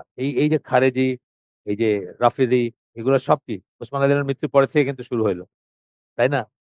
যদিও তাদের ফোরফাদার রাসূল সাল্লাল্লাহু আলাইহি ওয়াসাল্লামের জীবদ্দশায় ছিল, কিন্তু তখনও তারা সারফেস করে নাই। ওসমান রাদিয়াল্লাহু আনহুর মৃত্যুর পরে ভাগ হইল, ২ ভাগ হইল। ২ টা এক্সট্রিম ভাগে বিভক্ত হইল এবং সেখান থেকে শুরু হইল। এই কথাগুলো বলতে গিয়ে এই হাদিসটা করছেন আরকি। এখন আমরা আসি যে রিলিজিয়াস এক্সট্রিমিজম এর কারণগুলা সামারিতে বর্ণনা করতেছেন। এটা পড়ে আমাদের আজকের হালকা আমরা শেষ করে দিব। ১ম কথাটা বলতেছেন, being in an environment that is conducive to religious extremism. আপনি যদি এমন একটা পরিবেশে থাকেন, যেখানে ধর্মীয় চরমপন্থার উপযোগী বা ব্রিডিং গ্রাউন্ড যদি বলি, যেখানে চরমপন্থার চর্চা হয়। এইজন্য কিন্তু কোন মসজিদে নামাজ পড়তেছেন, এটা আপনার জন্য ইম্পোর্টেন্ট। আপনি যে মসজিদে নামাজ পড়বেন, সেই মসজিদের একটা ইফেক্ট আপনার উপর পড়বে। সেই মসজিদে ইতিকাফ করা ইভেন। আমরা জানি ইতিকাফ গুলোর খবর কিন্তু লিক হয়ে যায়, এগুলো থাকে না। এই ইতিকাফ গুলাতে কে কোন দলে টানার চেষ্টা করতেছে, কে ওই আইএসআর আ কি বলে? ওই আল কায়দার প্রিচ করতেছে। এইসব কিন্তু কিছু জায়গা। ইতিকাফে আপনি ইতিকাফে মানুষ যায় ইবাদত করতে। কিন্তু আমাদের দেশের ইতিকাফ যায় মানুষ গল্প করতে যায়। মানে খুব ওয়াইড গল্পগুজব হয়। প্রত্যেকটা ইতিকাফের রিপোর্ট পাই আমরা। মেইনলি আমাদের ভাইরা কোথায় বসে? ৩ টা মসজিদে বসে। আসসুনা কমপ্লেক্সে বসে, মসজিদ সিদ্দিকে বসে, আর এখানে চাঁদ মসজিদে বসে। তো আমরা আমাদের কাছে খবরগুলো ভাইসা, ভাইসা আসে। কি আলাপ হয়, কি হয় ওখানে। ক্লাস্টার গ্রুপ করে বসেন। এই সমস্ত এনভায়রনমেন্ট গুলা আমরা যদি জানি যে এরকম জায়গায় এরকম ব্যাপার হয়, সেগুলো আমাদের অ্যাভয়েড করা উচিত, সেগুলোতে না যাওয়া উচিত আমাদের। তারপরে বলতেছেন lack of knowledge. Lack of knowledge তো এক নাম্বার কারণ। যেখানে যেখানে যে রকমের এক্সট্রিমিজম হোক, এক্সট্রিমিজম, চরমপন্থা, চরমপন্থা বলেন, বেদাত বলেন, শিখ বলেন, কুফর বলেন, সবকিছুর পিছনে একটা রিজন হচ্ছে ল্যাক অফ নলেজ, জ্ঞান না থাকে। আপনি জানেন না, আপনি আপনি যখন জানেন না তখন যে যেটা বলতেছে সেটা। এই দেশে আমরা বড় হয়েছি, আমরা কত বিদাতকে সুন্নাহ মনে করে বড় হয়েছি না? কত বিদাতকে সুন্নাহ, এই যে আমি খুব কমনলি যেটা বলি, দুই হাতে হাত মিলানো, এইভাবে মিলায় না, এইখানে আয় না, তো মাথায় এরকম করা, এটা হলো সবচেয়ে ভক্তি, সবচেয়ে সম্মান করলেন আপনি একজনের, অথচ এটা কিন্তু বিদাত। আর সুন্নাহ হচ্ছে ইংলিশ স্টাইলে হ্যান্ডশেক করা, যেটা আমরা বলি। হ্যাঁ, মুসাফা মানে কি? করতলের সাথে করতল স্পর্শ করা, ঘষা। তো মুসাফা কিভাবে হবে? এক হাতের সাথে এইভাবে হাত মিলালে হবে, তাই না? আমরা বলি এটা ইংলিশ, বিকজ আমরা আমরা সুন্নাহটা ভুলে গেছি সেই জন্য। তা আপনি সুন্নাহ তো জানতে হবে। আমরা সুন্নাহ না জানলে কি আমরা ওইটার উপর থাকবো? মানে জ্ঞানের কমতির কথা আমি বলতেছি। আমরা বিদাতকে সুন্নাহ মনে করতেছি, আমরা ইন্নি ওয়াজ্জাহতু ওই ওই এটা জায়নামাজের দোয়া বইলা বাইরে পড়তেছি, এটা বিদাত। ওইটাকে ওইটা সানার মতো করে আপনার তাকবীর তাহরিমার পরে পড়ার কথা, আমরা সেটা জানিই না, না জেনেই মরে গেলাম আমরা।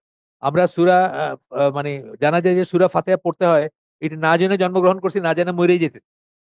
কত মানুষ মরে যেতেছে না বাংলাদেশে without Surah Fatiha, knowing on, মানে তার জানা যায় পড়া হইলো কিনা এটা সেকেন্ডারি ব্যাপার, সে জানলোই না জীবনে যে সালাত মানে সালাতুল জানাজা এটা একটা সালাত, এবং কোন সালাত সূরা ফাতিহা ছাড়া হয় না। সুতরাং মিনিমাম সূরা ফাতিহা পড়তে হবে। এটা না জেনেই সে মরে গেল। সে পড়ে কি দিয়ে? সানা দিয়ে পড়ে। মানে কি আশ্চর্য ব্যাপার! মানে আপনি এমনি চিন্তা করলে দেখবেন যে মানে মানে সূরার জায়গাটায় আপনি যেখানে সূরা পড়ার কথা সেখানে আপনার সানা পড়তেছে। তো এইটাই বলতেছি, ল্যাক অফ নলেজ, নলেজ না থাকাটা হচ্ছে একটা কারণ এক্সট্রিমিজমের। গাইডেন্স, গাইডেন্স না থাকা, হিদায়াত না থাকা, কারো তত্ত্বাবধানে না থাকা, নিজে নিজে দিন শিখা, নিজে নিজে বই পড়া, অথবা নিজে নিজে ইন্টারনেট সার্ফ করে যেটা পাইলেন সামনে সেটা সেটার অনুসারী হয়ে গেলেন, হ্যাঁ, কোরআনিয়ন হয়ে গেলেন, নাহলে আরেকটা কিছু হয়ে গেলেন। Insight, foresight and open mindedness. Insight না থাকা, অন্তর্দৃষ্টি না থাকা, সামনের ফোরসাইট, সামনের দিকে দূরদৃষ্টি না থাকা, অন্তর্দৃষ্টি না থাকা, দূরদৃষ্টি না থাকা, এবং ওপেন মাইন্ডেডনেস, এবং মনটাকে খোলা না রাখা সত্যের জন্য। এটা কেন বলছেন? ধরেন আমি যে স্পাইরাল ওয়েতে এখানে আসছি, আমি তো সবকটা গোষ্ঠীর সাথে মিশছি। এক সময় তবলিগের ইস্তেমায় গেছি, এক সময় জামাতের সবাই গেছি, এক সময় হিজবুত তাহরীরের সবাই বসছি, এক সময় জামাতুল মুসলিমের সাথে উঠছি বসছি, কিন্তু আমি কোথাও ঝাঁপ দিই নাই, কোথাও নাম লেখাই নাই, সেই জন্য কিন্তু আমি এখানে আসছি। কিন্তু আমি যদি নিজেরা সারেন্ডার করে দিতাম তাদের কাছে, কে কোনো একটা গোষ্ঠীর কাছে, এবং তার চোখ দিয়ে দুনিয়াটাকে দেখতাম, আমি কিন্তু আর কিছু দেখতাম না। খালি বলতাম ভাই দোস্ত বুজুর্গ, বুজুর্গরা মুরব্বীরা এটা বলছেন, কিতাবে আছে বইলা আমি বয়ান করে যেতাম, তাই না? আর দুনিয়ার কিছু, আমার চেয়ে অনেক ইন্টেলিজেন্ট মানুষ ছিলেন কিন্তু, অনেক বেশি পড়াশোনা করা, অনেক বেশি উচ্চ মর্যাদা সম্পন্ন মানুষ কিন্তু এইসব জামাতগুলোতে আছেন। কিন্তু তারা চোখের ঠুলি আইকে দিচ্ছেন, অথবা তাদের চশমা দিয়ে দুনিয়াটাকে দেখছেন, আর ওপেন মাইন্ডেডনেস ছিল না তাদের। সুতরাং তারা একটা জায়গায় আটকায় গেছেন, ওইখান থেকে আর বাইরে হতে পারেন নাই। আপনারাও সেটা করবেন না, যেটা সত্য সেটা। আমি তো বলি, আমাকে কালকে বুঝায় দেখ কেউ যে মিলাদ সুন্নাহ, আমি কালকে থেকে মিলাদ করবো। জাস্ট দলিল দিয়ে বোঝায় দেখ কালকে, কালকে থেকে আমি মিলাদ করতে শুরু করবো। আমি এইভাবে ওপেন ওপেন মাইন্ডেড, মানে এখনো আমি শিখতেছি, প্রতিদিন শিখতেছি। প্রতিদিন দেখি একটা দুইটা করে জিনিস শিখতেছি, যেটা আগে শুনি নাই, আগে চিন্তা করি নাই।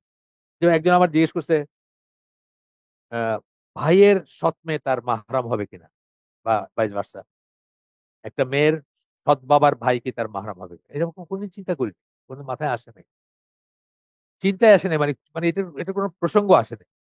তারপরে আমার ফ্যামিলিতে কথা বললাম, ছেলের সাথে, ওয়াইফের সাথে, আমরা একটু তাকিদ করলাম, দেখলাম যে না, এটা মাহরাম হবে না। শিখলাম একটা জিনিস, না নেক্সট টাইম আমি বলতে পারবো। এরকম মানে প্রতিদিন শিখতেছে জিনিস। আচ্ছা, এরপরে আসেন, relying on one self rather than consulting scholar, যেটা বললাম, অটোডাইডাক্ট, নিজে নিজে পড়াশোনা, নিজের উপর রিলাই করা, স্কলারদের বই পড়েন, লেকচার শোনেন, ফালাকায় বসেন, ক্লাস করেন, কোর্স করেন, স্কলারদের সাথে না করে নিজের উপরে রিলাই করা।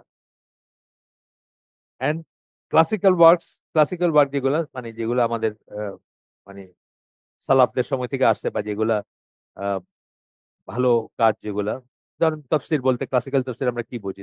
তাবারি, ইবনে কাসির, কুরতুবী, এগুলা বুঝি। এগুলো নাকি না করে আপনি এখন তারিক রমাদানের তফসির নিয়ে বসলেন আর কি, যে উনি তো ফিলোসফিতে পড়াশোনা করছেন, ইউরোপে পড়াশোনা, সুইজারল্যান্ডে থাকতেন, সুইজারল্যান্ড এবং ফ্রান্সের নাগরিক ছিলেন, তো উনি অনেক অনেক জ্ঞান, ওনার তফসির নিয়ে বসি না।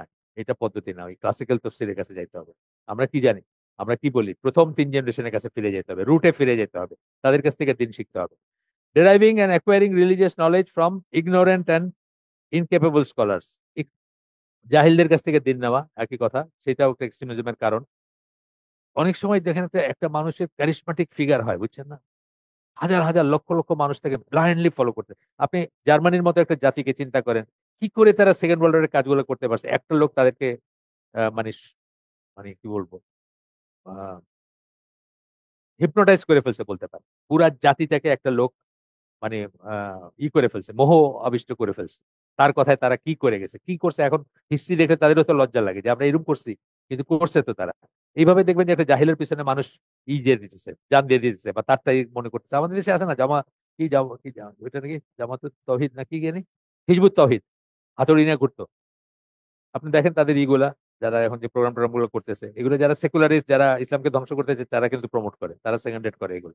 আপনি কোয়ান্টামের কথা দেখেন, কোয়ান্টাম মতো ইসলামের কোরআনের বাইর করে ফেলছে, কোরআনের ট্রান্সলেশন বাইর করে ফেলছে, ঘরে ঘরে আসেও দেখি, ফ্রি দেয় দেখি। আচ্ছা, absence of balance, truthful and God fearing scholars. Absence of balance, যারা ব্যালেন্স, যারা ভারসাম্য আছে, যাদের ট্রুথফুল, সত্যাশ্রয়ী যারা, বা সত্য কথা বলেন, তারপরে গড ফিয়ারিং, তাকওয়া আছে যাদের, এরকম স্কলারদের অভাব থাকলে এক্সট্রিমিজম আসতে পারে। Prevention of the application of শরিয়া, শরিয়া যদি অ্যাপ্লিকেবল না হয় সেখানে হইতে পারে। পার্সোনাল ডিজায়ার্স ফর ফেম, কারো যদি পার্সোনাল ডিজায়ার থাকে ফেমের, মানে বড় হওয়ার, নামি হওয়ার, দামি হওয়ার, বা পপুলার হওয়ার, সেসব থেকে সে হয়তো মানুষকে ডিভিয়েট করতে পারে, সে এমন কিছু কথা বলবে। অনেক সময় ইয়াং জেনারেশনের কাছে আপনার আমাদের কথাগুলো মেড়মেড়া মনে হয়, বুঝছেন? মানে আমাদের কথা বলতে আমি আমারটা বলতেছি না, আমাদের এখানে যাদেরকে আমরা স্কলার মনে করি, আলোচনা যে আমার বড় স্কলার যারা বাংলাদেশে আছেন, তাদের কথাগুলোকে অনেক সময় পাঞ্ছা লাগে। এগুলোর জীবন নাই, মানে কিক নাই আর কি, জোশ আসে না আর কি। রাইতের বেলা রক্ত গরম হয়ে যাবে, এটা আসে না। এরকম মানুষ চিনি আমি, সারা রাত ধরে এই দেখতেছে, একটার পর একটা এই ক্লিপ দেখতেছে, কি বলে, জিহাদি ক্লিপ দেখতেছে, এইটাই তার ই মানে জীবনের প্রেরণার উৎস। এবং একদিন সে পট করে চলে যেতেছে, আইসে আইসে গিয়ে মরে যেতেছে, এমন চিনি আমি, আমরা, আপনারাও চিনবেন, আমি চিনাই দিলে আপনারাও চিনবেন। The desire to get closer to Allah while being unaware of the path and methodology to do so. আল্লাহর নৈকট্য লাভের জন্য একটা মানে প্রবল ইচ্ছা ভিতরে, কিন্তু কিভাবে যাইতে হবে সেটা না জানা। মানে আল্লাহর জন্য জান দেওয়াটা, শহীদ হওয়া তো বিশাল মর্যাদা, কিন্তু কিভাবে হইতে হবে এটা না। এখন যেন তেন ভাবে মরে গেলে তো শহীদ হলো না, এইটার কথা বলতেছেন আর কি, যে রাস্তাটা চিনে না কেমনে যাইতে হবে। যেন তেন ভাবে মরে গেলে তো শহীদ হলো না, কুকুরে কামড় দিলে মরলে কি শহীদ নাকি? শহীদ না। এটা বুঝতে হবে যে শহীদ হওয়ার পদ্ধতি আছে, পথ আছে। আল্লাহর নৈকট্য লাভ করার থেকে কিন্তু ইয়ার্নিং থেকে কিন্তু বেশি হয়ে যায়, এটাও একটা এক্সট্রিম ব্যাপার আছে। এটাও একটা এক্সট্রিম ব্যাপার। আমি একদিন গল্প বলছি না, বান্দরবনে গেছি আমি আর শামীম হাসান। তা আমি জমা করে নামাজ পড়ছি, যেহেতু আমি জোরের সময় পড়ছি আমি নামাজ। পড়ে ও শামীম হাসান বোধহয় পড়ে নাই তখন। তারপরে দেখি যে আসরের সময় তারা নামাজ পড়তেছে, আমি বাইরে হাঁটতেছি একটা জায়গায়, দেখি যে মানুষজন সব বাইরে হয়ে গেল, ওরা আর বাইরে হয় না। 10-15 মিনিট পরে বাইরে হলো। আর তো শামীম হাসানের সাথে আরেকটা যে ছিল, সে লোকাল বাঙালি আর কি। কি ব্যাপার, সে ওই ইমামের পিছে তার নামাজ হয়েছে কিনা এই সন্দেহে সে আবার নিজের নামাজটা নিজে পড়ছে আর কি। সবাই নামাজ শেষ হওয়ার পরে আবার পড়ছে। তার কারণ কি, তার সন্দেহ যে ওই ইমাম বোধহয় সুদের সাথে সম্পৃক্ত আছে। বুঝছেন তো ব্যাপারটা?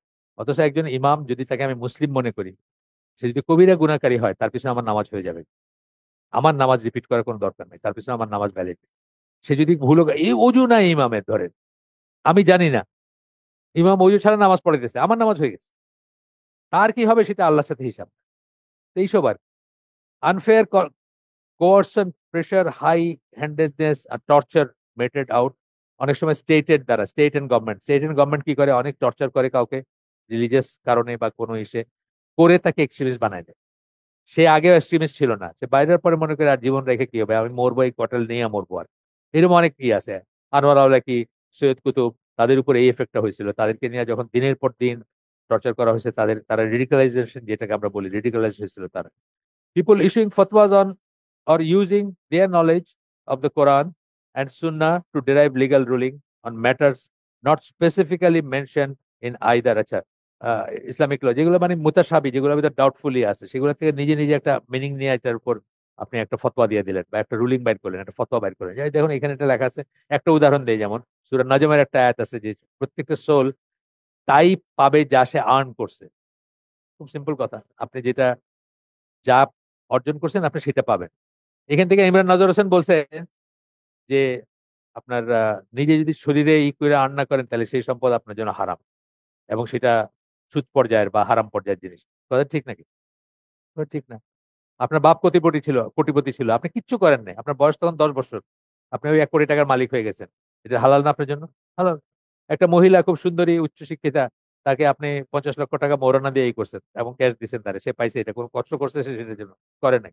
তো এইটা হলো ফ্যালাসিয়াস কথা। আপনি আপনি আপনার মতটাকে এস্টাবলিশ করার জন্য একটা মিনিং নিয়ে এসে বললেন, দেখছো আল্লাহ এখানে এটা বলছে। এই আয়াতে এই প্রসঙ্গেই বলা হয়, এই দুনিয়াবি অর্জন, টাকা পয়সা আর সুদ ঘুষ এগুলো নিয়ে এই এই প্রসঙ্গেই বলা হয়নি।